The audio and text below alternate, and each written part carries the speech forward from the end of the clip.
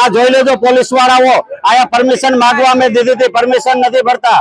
અને બંધ કરાવી દે છે, હજી તો બેસે છે। તો આવી રીતના પોલીસને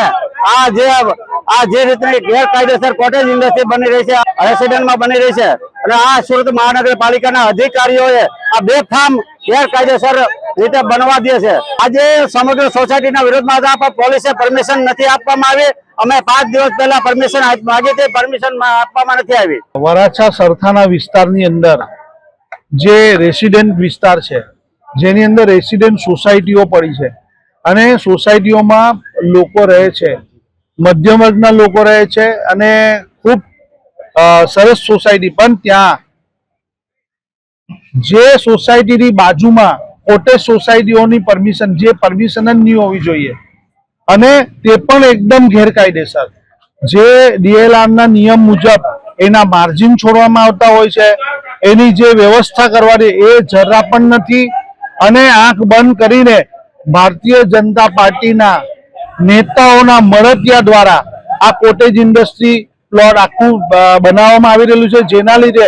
ત્યાંની સોસાયટીના લોકો ખૂબ જ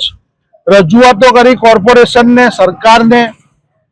પણ તેઓની કોઈ પણ વાત નહીં સંભળાતા આજે સુરત શહેર કોંગ્રેસ સમિતિએ ત્યાં ધરનાનો કાર્યક્રમ રાખ્યો હતો।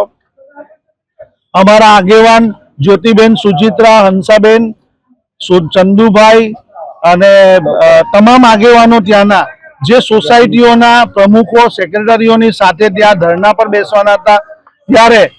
પોલીસ દ્વારા તાત્કાલિક તેમને અટકાયત કરી દેવામાં આવી, ડિટેન કરી દેવામાં આવ્યા અને તે લશ્કરા અને સરથાણા પોલીસ સ્ટેશનની હદ હતી, પણ તેઓને અહીંયા અશ્વની કુમાર પોલીસ સ્ટેશન લઈ આવવામાં આવ્યા। તો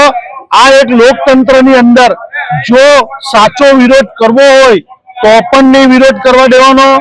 સાચી વાત કરવી હોય, સાચી રજૂઆત કરવી હોય, લખાણમાં કરવું હોય તો પણ નહીં કરવાનું અને બધાને ભેગા થઈને મીટિંગ કરવી હોય, ધરણા કરવી હોય તો પણ નહીં કરવા દેવાનું। આ કેવી લોકશાહી છે? અગર આ લોકશાહી આ રીતની ચાલતી રહેશે